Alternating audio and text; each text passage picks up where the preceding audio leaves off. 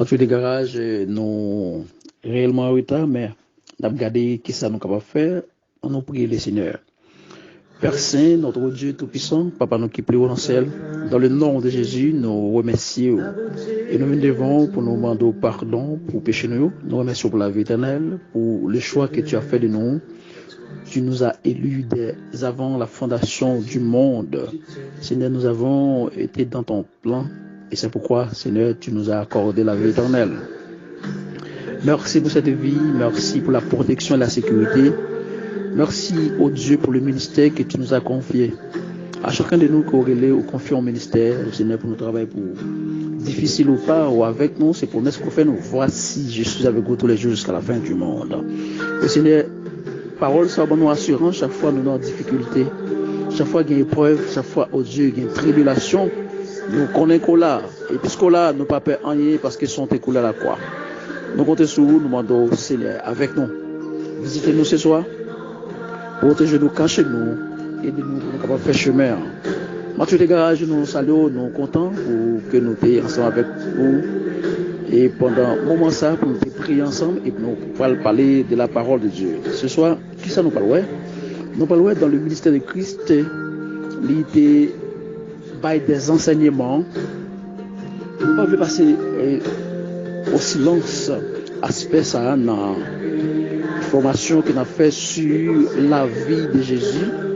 Et nous connaissons très important pour nous parler de Christ, parce que je dis à grand peu d'hypocrisie dans l'évangile, côté des gens à louer Jésus, et cependant, ils ne pas considérer comme Dieu, ils ne pas considérer comme salier. C'est de vraiment nous faire connaître qui est Jésus-Christ. Jésus-Christ, dans son ministère de prophète, il était mis à l'enseignement, c'est-à-dire parler de Dieu aux hommes, et dans son ministère de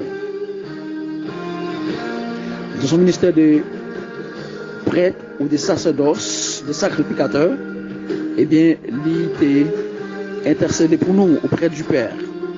Et dans Jean chapitre 17, il a fait cette prière pour demander au Père de nous garder dans la communion afin que aucun de nous ne soit perdu.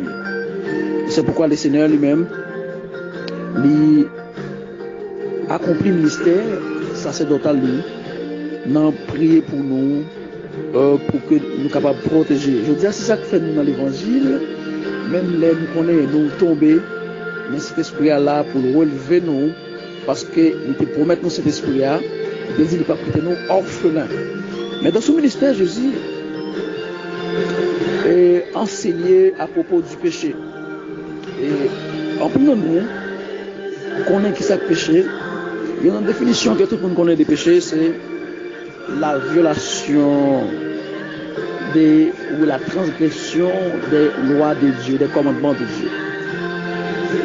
Et nous ne pas faire une émission exactement pour nous parler des péchés, mais nous avons quelques éléments qui entrent dans le cadre même de la vie quotidienne de l'individu qui est considéré comme péché.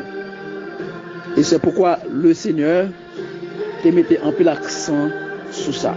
À ce moment, nous allons regarder quelques éléments que nous avons besoin d'éviter dans la vie comme nous-mêmes croyants pour vivre mieux en société, pour vivre mieux devant Jésus-Christ comme croyants, il y a des choses besoin d'éviter.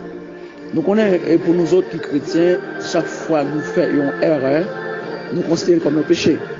Nous devons repentir. La repentance signifie quoi? La repentance signifie le regret sincère du péché. Donc, lorsque nous avons péché et nous avons regretté ce que nous avons fait, nous nous repentons. On s'est repenti. Alors, c'est pourquoi, mes frères, et nous devons éviter des choses pour ne pas dire que ce sont des manières, pour ne pas parler des bonnes manières ou des protocoles. Mais la vie du croyant fait des protocoles, une vie de protocole. Nous sommes une entité de la grande moralité ou la haute moralité. Ça a arrêté la caille. C'est pourquoi chaque fois que nous violons les principes de la moralité que Christ enseigne nous, eh bien, nous tombons. Et le fait que nous tombions, il a dit nous avons péché contre Dieu.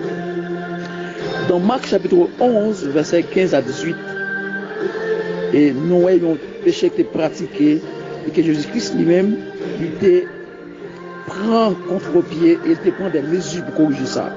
C'est le sacrilège. Qui ça sacrilège?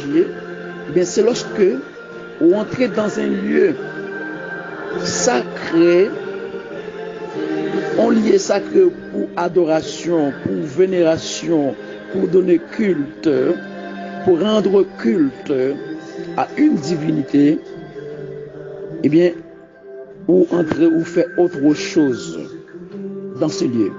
C'est-à-dire, pénétrer dans ce lieu, l'unique objet de sa présence ou de votre présence est de faire ceux pour lesquels ce lieu a été consacré. C'est-à-dire, ce sont les qui faits pour adoration, ou de adoration, les qui faits pour sacrifice, ou de faire sacrifice. Si vous faites l'autre bagaille, eh bien, puisque ce lieu est un lieu sacré, ça s'appelle sacrilège.